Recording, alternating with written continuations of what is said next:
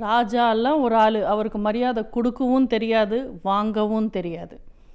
சில ஜூலெல்லாம் பார்த்திங்கன்னா கிளி கூட இங்கிலீஷ் பேசும். இங்கிலீஷ் பேசுகிறதெல்லாம் ஒரு தகுதி மாதிரி நினச்சிக்கிட்டு பேசுகிறாரு. நீங்கள் நல்லா படித்தா உங்கள் இங்கிலீஷ் டீச்சரை விட நல்லா இங்கிலீஷ் பேச முடியும். நீங்கள் எவ்வளோ நல்லா படித்தாலும் ஒரு தமிழ் வாத்தியாரை விட சிறப்பாக தமிழ் பேசவே முடியாது. அதுதான் தமிழோட பெருமை, பச்சை தமிழனான எங்கள் முதல்வரோட பெருமை.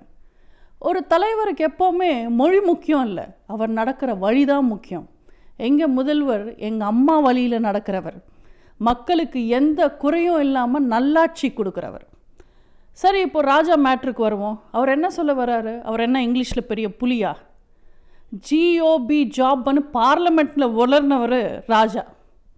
இவரெல்லாம் இங்கிலீஷ் பற்றி பேசுகிறாரு. சரி, ராஜா கூட இங்கிலீஷில் வீக்குன்னு வச்சுக்கலாம். திமுக தலைவர் 5 சப்ஜெக்ட்லுமே வீக்கு. இப்போ ராஜா மேட்ருக்கு வருவோம். ராஜா என்ன இங்கிலீஷில் பெரிய புலியா? ஜிஓபி ஜாப்னு பார்லமெண்ட்டில் வளர்னவர் ராஜா. அவர் என்ன இங்கிலீஷ் பற்றி பேசுகிறாரு? ராஜா கூட இங்கிலீஷில் வீக்குங்க. திமுக தலைவர் 5 சப்ஜெக்ட்லுமே வீக்கு. இவங்கெல்லாம் நம்ம முதல்வர் பற்றி எப்படி பேச முடியும்? இதில் ராஜா நம்ம அம்மாவை ஆத்தான்னு கூப்பிட்டு அசிங்கப்படுத்தினதான் நினைக்கிறாரு. நான் சொல்கிறேன், எங்கள் அம்மா ஆத்தா தான். ஆத்தான்னா சாமி.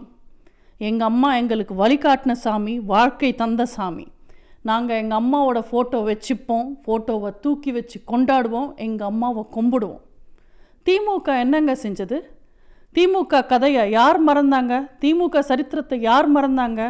கனிமொழி ஊழல் செஞ்சு உள்ளே போகும்போது கனிமொழியை காப்பாற்றுறதுக்காக 8 மந்திரி, மகள், மனைவி, மகன் கூட வீல் சேர்லேயே டெல்லிக்கு போய் சோனியாஜி, பேட்டிஜி, ராஜாஜி, 2G காப்பாத்துங்க ஜி அனு கையை பிடிச்சதும் காலை பிடிச்சதும் யார் மறந்தாங்க?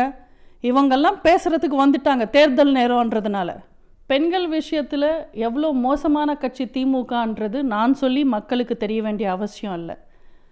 கண்ணதாசன் ஐயாவோட வனவாசத்தில் தாத்தா கூத்தடித்த கதையிலிருந்து இப்போ பேப்பரில் பேரன் உதயநிதி நடிகைக்காக விஷம் குடித்து வேஷம் போட்ட கதை வரைக்கும் மக்களுக்கு எல்லா கதையுமே தெரியும். இன்ஃபேக்ட் ஃபேஸ்புக்கில் பாலிடால் பாய்னு பட்ட பேரே வச்சுருக்காங்க உதயநிதிக்கு. லீலாவதி கொலைகேஸ்லேருந்து ஆலடி அருணாவோட பொண்ணை முச்சந்தையில் முட்டி போட வச்ச வரைக்கும் திமுக செஞ்ச அட்டூழியங்கள் எல்லாமே மக்களுக்கு நல்லா தெரியும். பெண்களை மதிக்கிற கட்சியாக இருந்தால், வெக்கம், மானம், சூடு, சொர்ணம் இருக்கிற தலைவராக இருந்தால், பொண்ணை உள்ளே தள்ளிட்டு பொண்டாட்டி மேலே கேஸு போட்ட காங்கிரஸுக்கு 63 சீட்டு கொடுத்துருப்பாரா? தன்மானத்தை அடமானம் வச்சு அடிமையாக இருந்ததும், ஈழத்தமிழன் சாவும்போது எருமையாக இருந்ததும் திமுக. அவங்க மனுஷங்களையே மதிக்க மாட்டாங்க, பெண்களை எங்கேருந்து மதிப்பாங்க?